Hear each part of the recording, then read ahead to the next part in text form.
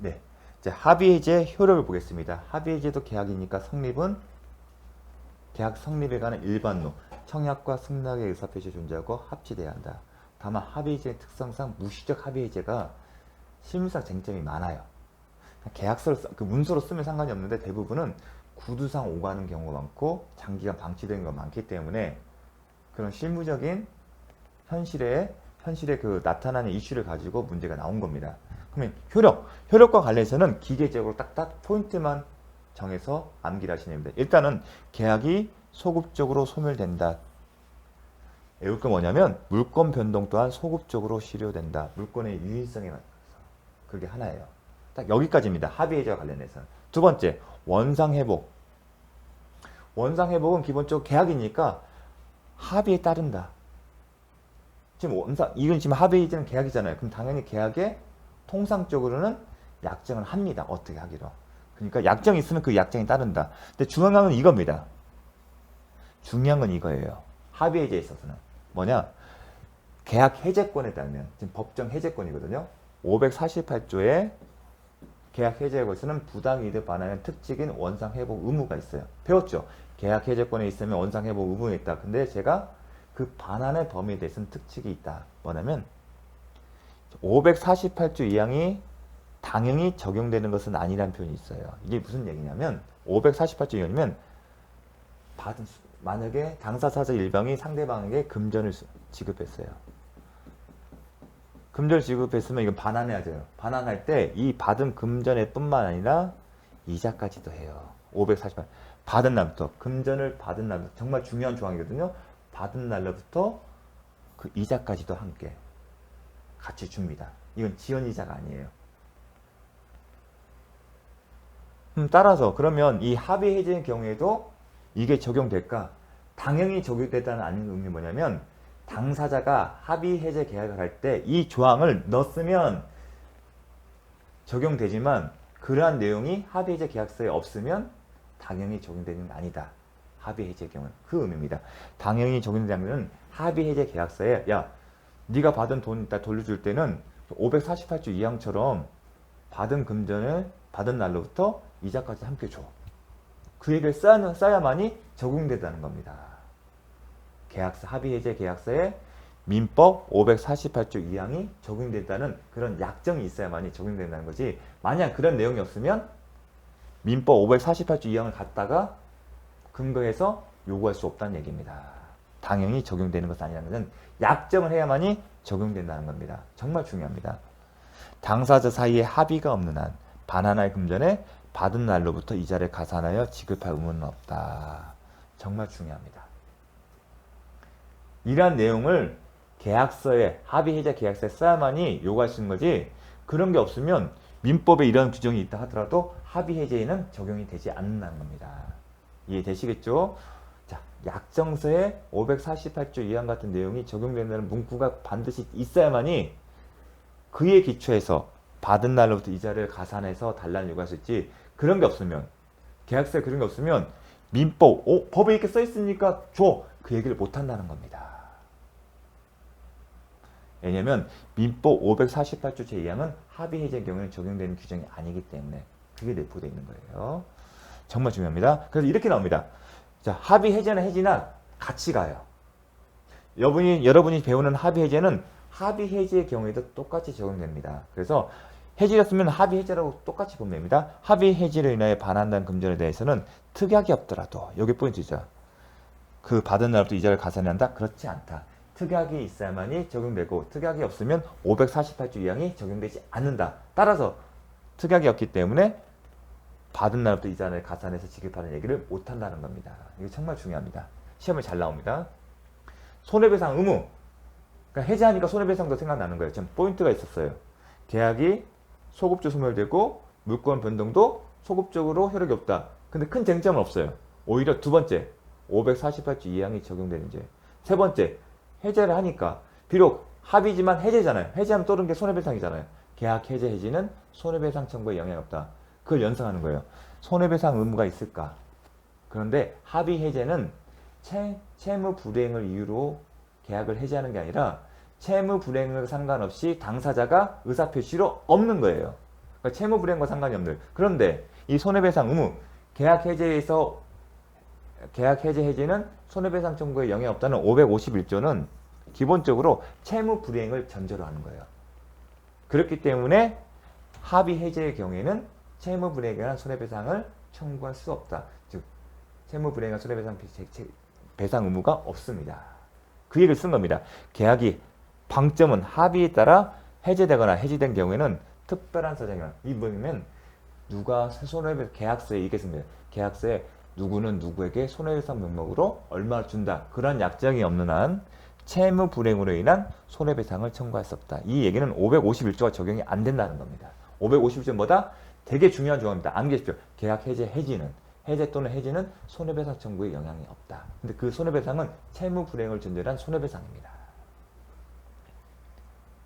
자, 채무 불이행으로 정말 중요합니다. 이 문장도 잘 상대방에게 손해배상을 하기로 하는 특약 합의 해제 계약서에 상대방에게 손해배상하기로 특약하거나 아니면 손해배상 청구를 유보하는 의사표시가 있으면 그런 특약이나 의사에 따라 해야 한다. 즉 채무 불이행을 전제로 해 손해배상 청구할 수는 없고 단지 계약서에 이러한 약정이 있으면 이 특약에 따라 하는 거란 겁니다. 이게 핵심입니다. 손해배상 의무 551조와 연관되는 겁니다. 잘 읽어주십시오.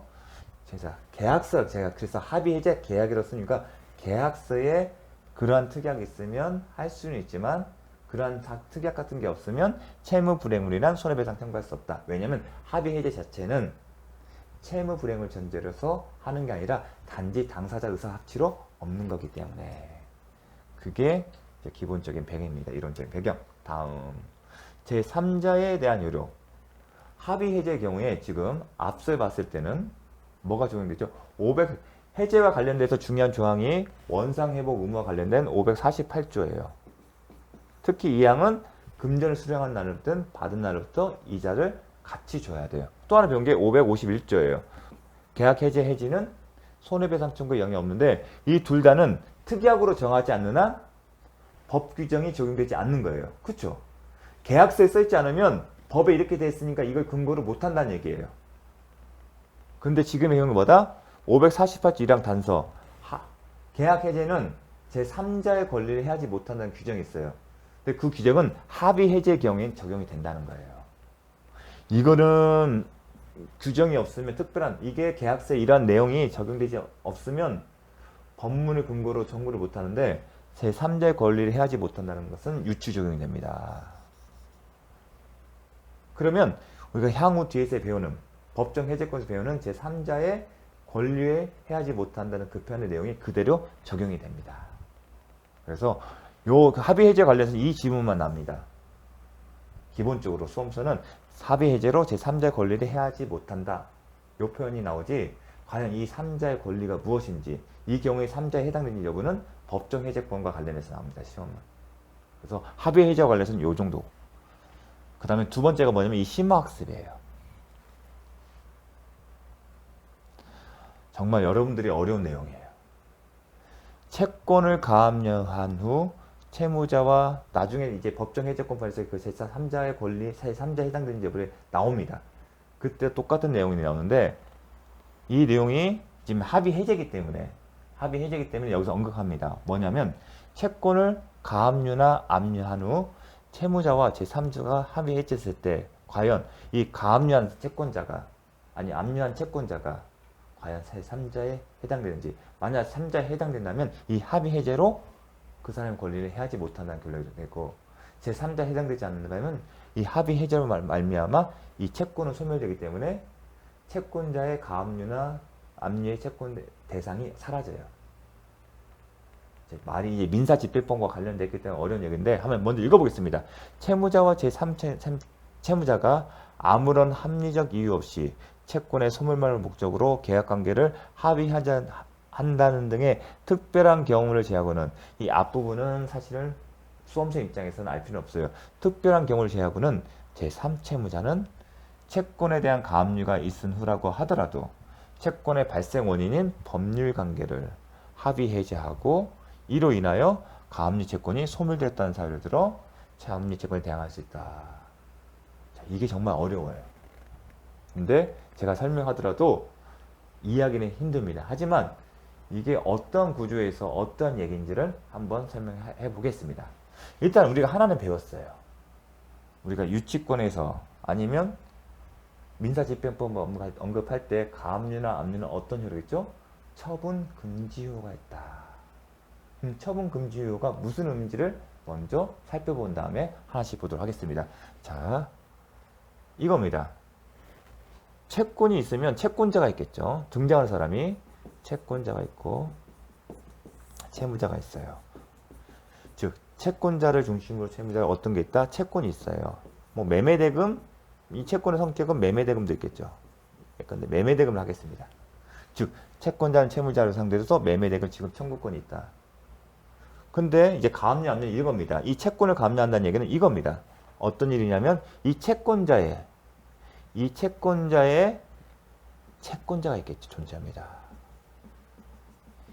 이 사람에 대한 채권자가 존재합니다. 자, 이 채권자는 이 사람에 대한 채권자죠. 근데 이 채권자는 이 사람이에요. 그럼 이 사람이 채무자가 되는 거예요. 그래서 이 채권자는 이 사람에 대해서 채권이 있는 겁니다. 근데 이 채권이 어떤 채권을 실현하기 위해서 이거예요. 부동산을 자기의 채권 만족을 받기 위해서 제가 이 사람이 돈을 빌려주는데 아직 안 갚고 있어요. 그래서 1,000만, 100만 원이라는 채권이 있어요. 돈을 안 갚아요. 안 갚으니까 이 사람의 안 갚으면 강제 집행하겠죠. 강제 집행하려면 채권자 명의에 대한 이 사람에 대한 재산에 대해서 하는 거죠. 이 사람이 부동산이 있으면 그 부동산에 대해서 강제 집행하는데 지금 뭐에 대한다? 부동산이 아닌 이 사람에 대해서 갖고 있는 채권에 대해서 강제 집행을 합니다. 그럼 강제 집행을 하게 되면 그게 가압류예요. 이제 강제 집행의 전이면 가압류나 압류가 나옵니다. 그게 이거예요. 채권을 가압류하는 건데 채권을 가압류하는 것은 자신의 채권을 보존하기 위해서 아니면 집행을 위해서 요 채권을 가압류나 압류해요. 그러면 가압류, 압류 순간 이 사람이 채무자면 이 사람은 제3채무자가 돼요. 압류된, 피압류된 채권의 채무자가 제3채무자 돼요. 용어가 이렇게 됩니다. 그럼 이 의미가 뭐냐면 이 사람은 이 사람에게 매매대금을 지급하지 말라는 거예요. 가압류나 압류는 무슨 의미다? 이 사람아, 가압류, 압류라는 얘기는 이 사람한테 매매대금을 지급하지 마. 만약에 이거에 위반해서 지급하더라도 나한테는 그 얘기를 못해. 그게 가압류, 압류다. 처분금지요. 근데 이 얘기를 언제 배웠죠? 물상대위에서 특정할 때 방법이잖아요. 지급하지 말라. 압류 때 압류를 해야 한다. 그 의미가 특정한다는 얘기는 결국은 지급하지 말라는 방식이 나온다. 똑같이 지급하지 말라는 거예요. 지급하지 말라는 거죠. 이 매매대금을 지급하지 말라는 거예요. 이 가압류, 압류의 처분금지효는 결국은 이 사람한테 매매대금 지급하지 마라. 그 얘기를 하는 거예요. 그런데 이 사람과 이 사람 사이에 이 채권을 발생되는 기본 관계가 있죠. 매매대금은 매매계약이에요. 이 압류나 가압류는 단지 이 사람한테 매매대금을 지급하지 말라. 여러분이 나중에 이런 판결, 이로 관련된 결정을 보게 되면 그렇게 써있어요. 이 사람은 이 사람한테 매매대금을 지급하거나 아니면 소멸시키는 행위를 못한다예요. 딱 매매대금에 꽂혀서. 근데 매매대금의 기초가 되는 기본 관계는 달라요. 이 가압류, 압류가 단지 여기에 대해서만 매매대금을 지급하거나 아니면 지급하는 방법들로 소멸시키지 말지 더 나아가 이 기본 관계의 처분까지 영향을 끼치는 건 아닙니다. 그 얘기는 채무자와 이 사람과 이 사람이 합의하에 이 관계를 계약을 소멸시킬 수 있다는 겁니다. 그것까지 금지시키는 게 아니에요. 이게 가압류, 압류가. 단지 이 매매대금을 이 사람한테 지급하지 말라는 것밖에 없어요. 그 얘기를 하는 겁니다. 따라서 가압류, 압류가 있다 하더라도 이 사람과 이 사람은 합의하에 이 관계를 소멸시킬 수 있고 기본 관계가 없어지면 그 위에 채권 또한 없어지는 거예요. 그리고 그 사람은 제3자가 아니기 때문에 보호를 못 받습니다. 그 얘기를 한 겁니다. 근데 이 얘기가 지금 어디서 나왔죠? 제3자를 위한 계약에서 기본관계, 수익자 권리, 기본관계 위에 수익자 권리가 있는 거고, 수익자 권리는 기본관계가 끝나면 무너진다. 다만 합의해제는 안 되고 법정해제일 때. 그런 패턴입니다. 자, 어렵습니다. 그러니까 이런 어떤 감만, 이런 거구나. 이 의미가 제품입니다. 매매대금 지급하지 말지 이 기본관계를 처분한 것을 금지시키는 것은 아니에요. 가압류, 압류의 의미만 정확하게 알면 됩니다. 그 처분 금지어가 돈 주지 말라는 얘기예요. 근데 그거하고 상관없지 않습니까? 기본관계를 해제시키는 것은. 자, 그 얘기가 나옵니다. 이해처분, 채권 가압류는 제3채무자다의 채무자에게 그 지급, 돈 주지 말라는 것이지, 채권을, 지급 금지를 명하는 채권을 소멸 감소. 자, 돈을 줌으로써 채권을 소멸시키지 말라는 얘기지, 그와 같은 행위로 채권자에게 대응할 수는 없는 것이지만, 발생 원인인 법률관계, 기본관계에 대한 채무자의 처분까지도 구속하는 효력은 없다. 이 얘기인 겁니다. 제가 아까 설명이. 다시 할게요. 가압류는, 압류는 제3채무자 대해 채무자에게 지급 금지를 명하는 것으로 채권을 소멸 감소시키는 등의 행위는 할 수는 없고, 그와 같은 행위로 채권자에게 대응할 수 없는 것이지만, 채권의 발생 원인인 법률관계, 기본적인 법률관계, 매매 계약에 대한 채무자의 처분, 합의 해제까지도 구속하는 효력은 없다. 가압류, 압류는 단지 이렇게 이해하시면 됩니다. 돈 주지 마. 더 나아가 합의 해제까지 구속하는 건 아니다. 이게 핵심입니다. 그렇기 때문에 제3자가 아니에요. 그래서 합의 해제를 해서 하더라도 대항할 수 있다. 따라서 합의 해제하면 단순히 돈을 지급한 게 아니라 매매대 채무를 이행한 게 아니라 그 채무의 발생 원인인 계약을 합의하자면, 합의제이기 때문에, 기본관계 합의제이기 때문에 당연히 채권도 소멸되겠죠. 즉 가압류나 압류의 대상이 채권이 소멸되기 때문에 그 소멸 사실을 가지고 대항할 수 있다. 그 얘기는 뭐냐면, 가압류 채권자가 야, 이거 너 가압류했으니까 이거 뭐 해달라고 하면 무슨 소리야? 나 그 계약 했었어. 그래서 그 채권 소멸했기 때문에 가압류나 압류 대상의 채권이 없어졌어. 그 얘기를 할 수 있다는 얘기입니다. 그 얘기는 결국은 3자로서 보호를 못 받는다는 얘기예요. 자, 심화학습에서 언급했습니다. 아마 공부하면서 이게 좀 어려울 수도 있는데, 이 강의를 들었다 하더라도 이해 못합니다. 지식이 부족하기 때문에. 그건 당연한 겁니다. 하지만 이 정도의 감을 갖고 한번 계속 관심을 가져주시면 언젠가는 이해가 될 겁니다. 근데 이해를 못하더라도 저희는 아무 의미가, 이해를 못하더라도 그 시험 보는데 아무 지장 없습니다. 다만 이제 혹시나 해서 이해 차원에서 설명을 좀 드렸습니다. 자, 채권 양도, 마찬가지로 채권 양도의 채권자와 채무자의 합의 해제. 대법원 판례는 이걸 외우셔합니다. 단서에서 548조, 지금 합의 해제의 경우에도 548조 1항 제3자의 권리를 해야지 못한 조항이 적용된대요. 근데 거기서 말하는 제3자는 이 경우에 해당되지 않아요. 그 논건 뭐냐면, 계약의 이행, 채권 양수인은 계약의 이행으로 인해 생긴 애관을 신뢰한 자가 아니기 때문에 이 표현을 합니다. 계약의 제3자는 기본적으로 계약의 이행으로 인하여 생긴 애관을 신뢰하고 실질적인 이해관계를 맺었는데, 지금 채권 양도는 급부가, 지금 이 얘기는 뭐냐면, 채권은 문제죠. 급부 이행의 문제가 남고 급부가 이루어졌고 그 급부가 이루어져서 발생한 외관을 신뢰한 건데, 채권 양도는 아직 급부 이행이 이루어지지 않았어요. 급부 이행자는 그냥 채권을 단지 받은 거예요. 자, 채권자, 채무자, 채권 있죠. 그리고 지금 채권 양도는 아직 급부가 이행이 이루어지기 전에 채권자와 양수인 사이에 채권 양도 양수 계약을 체결해서 이 채권의 기속 주체를 이 사람에게서 이 사람으로 바꾸는 거예요. 즉 아직 급부 이행이 이루어지지 않았어요. 근데 제3자는 급부, 이 채권은 급부의 이행이 문제에 남지 않습니까? 이 채권의 목적이 실현돼서 어떤 외관이 형성되면 그 외관을 믿고서 어떤 이해관계를 맺은 사람만이 548조 1항 단서 제3자에 해당됩니다. 자, 여기서 또 하나 중요한 게 뭐냐면, 우리가 민법 청취 시간에 허위 표시든 아니면 착오로 인한 취소든 아니면 사기 강박을 위한 취소든 선의 제3자 보호 규정이 있었어요. 그리고 이런 패턴을 배웠을 때 선의 제3자에 해당됐어요. 근데 왜 여기서는 해당이 되지 않고 거기서는 민법 총칙에서 해당이 됩니까? 차이는 뭐냐면 거기에서는 선의 제3자예요. 여기서는 제3자의 권리를 해하지 못합니다. 권리란 표현이 있기 때문에 출발점이 달라요.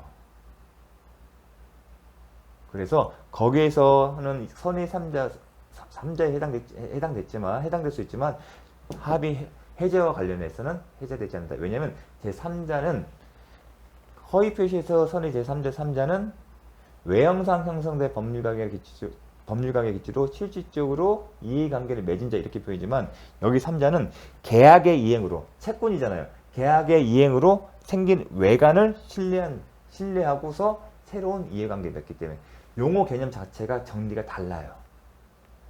근데 이 경우에는 아직 이행이 이루어지지 않았잖아요. 단지 채권의 기속줄, 이 채권의 이행이 이루어지기 전에 급부 이행이 이루어지기 전에 이 채권의 기속 주체를 이 사람에게서 이 사람에게로 바꾼 것에 불과하기 때문에 3자가 아닌 겁니다. 요 개념도 정리도 정확하게 기억해 주십시오. 나중에 다시 언급이 될 겁니다. 자, 그래서 제 3자의 권리가 어려운 겁니다. 계약 해제에서. 이 개념만 아시면 이제 이해가 되는 겁니다. 정리가 답니다. 이 3자에 대한 정의가 달랍니다. 민법 총칙에 있을 때는 외형상 형성된 법률관계 기초로 실질적 이해관계 맺은 자. 하지만 제3자는 계약의 이행으로 형성된 외관을 신뢰를 하고 실질적 이해관계를 맺는 자. 다릅니다. 3자의 그 개념 정의가. 그래서 결론이 달라진 겁니다. 민법에 있을 때는 양도에서 경우에 따라서는 이제 보호되는 경우가 있는데 이 경우는 그렇지 않다는 거 중요합니다.